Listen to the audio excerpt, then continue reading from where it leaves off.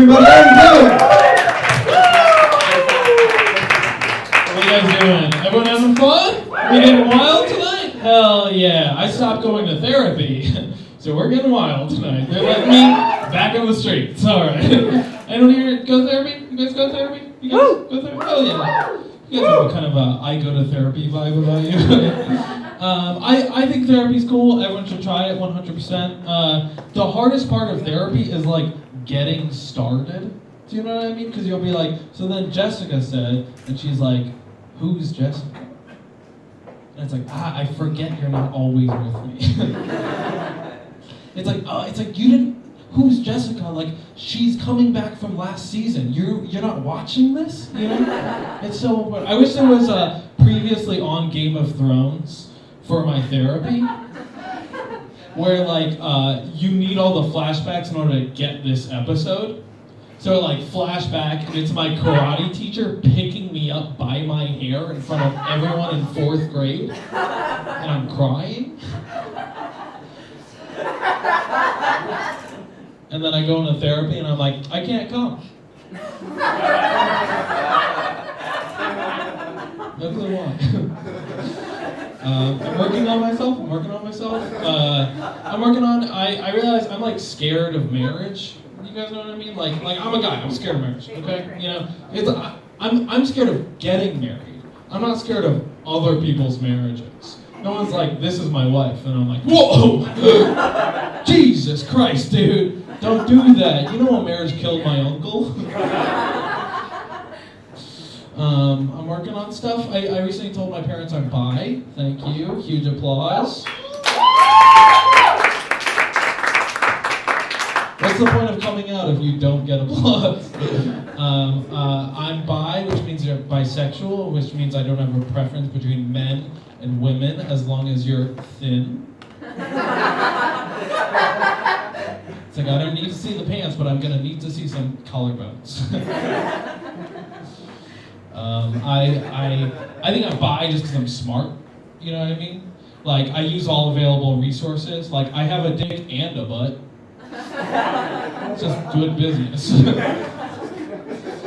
It's different coming out as bi as a guy rather than a girl. A girl will like see another girl across the bar and be like, oh, I'm bi.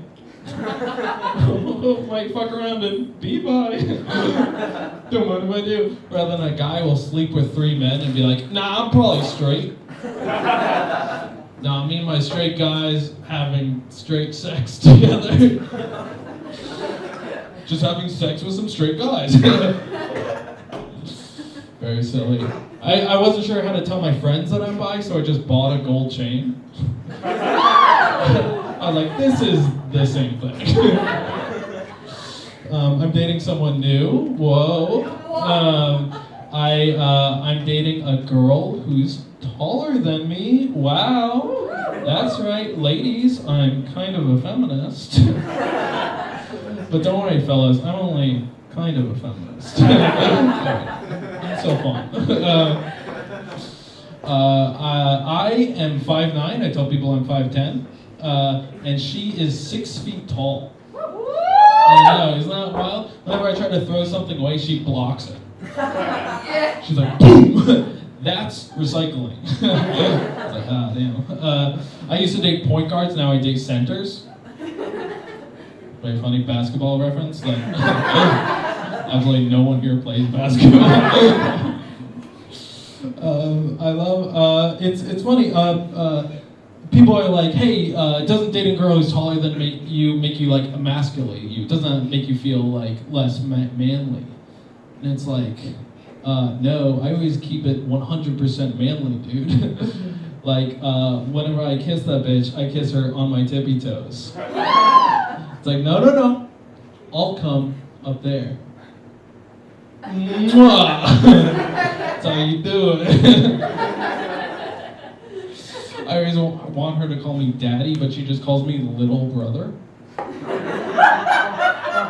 Stop! That's fun. I'm Jewish. I've been Jewish this whole time. Whoa. That's right. I got you. As a Jew, I do believe in a higher power. My mother.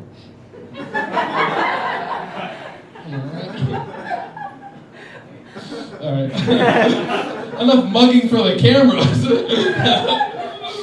I realized recently that I identify as an annoying Jew. Yes, I realized I identify more as annoying than Jewish. Because if someone's like, hey, are you Jewish? I'd be like, well, culturally. I don't really practice anymore. And someone's like, hey, are you annoying? I'd be like, yeah. Fuck yeah, I wear a gold chain and I'm bi. That's annoying as shit. Alright, wonderful. Well, thanks so much. That's my time. I always appreciate you guys. How do you feel about your set? Right off the bat, post-show thoughts? I feel pretty good about my set. It's one of those things about being like, I had a fun time. I think the audience was down to have a fun time, and I think it was one of those things of like,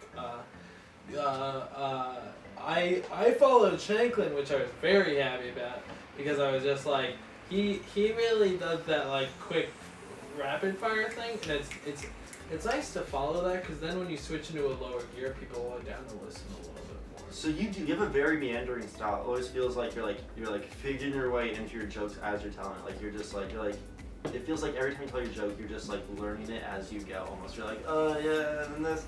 Did you develop that, or was that something you were doing like early on? It was. You're doing it now. When I first started doing stand-up, I was incomprehensible. People didn't understand me at all. I had this, really? Yeah, dude.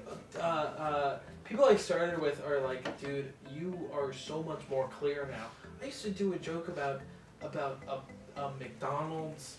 That McDonald's accidentally, the reason the ice cream machines were always broken is that they put a bagel in them. That makes no sense. It makes no sense, and the way I told it also made no sense. And then I was like, what, is the bagel machine broken too? And then, like, that was like the punchline. And people were like, that makes no sense. And it's like, sorry, I have a genius brain that's filled with great ideas. No, I got more comprehensible as I went along in stand-up. Yeah. So okay, because in my mind I was like, oh, this guy probably started off articulate and then slowly got like a meandering. No. Opposite, you were. This is my most articulate by far. That's interesting. Hopefully in 10 years I'll learn to speak English. You're struggling now. Yeah, exactly. Therapy. Okay, you talk about a lot of therapy in your set. I am in therapy. I joke about not going to therapy, but I think it's funnier to not go to therapy than it is. I think it's funnier to stop going to therapy, because the idea of being like, you know what? I loved introspection and learning about myself, but I think it'd be cool to fucking party. like that to me is more interesting than being like, well, actually, I have an anxiety. You know what I mean? It's just like, I think the market's cornered on that. You know what I mean? I got it. I feel like there's something about being like, wanting to party is wanting the aspiration of being carefree, which is definitely what I'm working towards in therapy. Well, my question is, at what point in going to therapy did you realize, oh, this is stand-up material?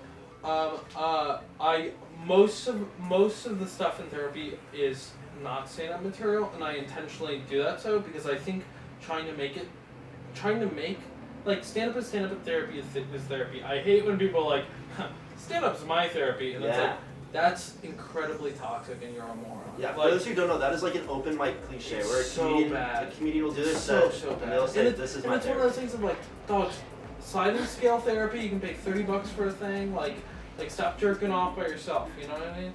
Sorry, I don't know why. That was a message. That doesn't have anything to do with therapy. But what I'm saying is being you can do both. You can do therapy and jerk off by yourself. And some would call that self-care. And that's a spa day, baby. That's a spa day. But I would say that therapy has helped me be more dysfunctional in a safe way.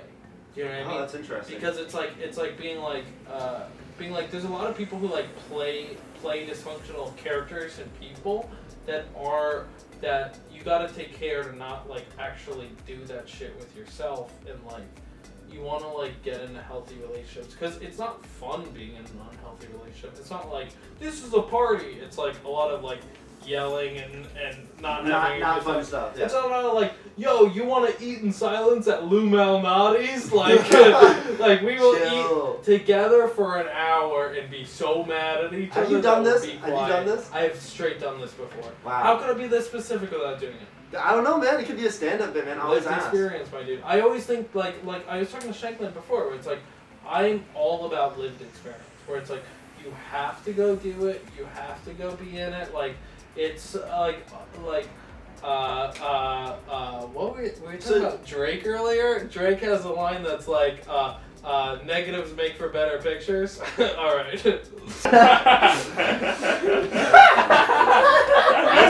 When I listen to your stand-up, in my mind I'm thinking he is making all of this up. You're coming from a point of absurdity, but really you're coming. You just sound absurd, but you're really coming from a point of like very genuine.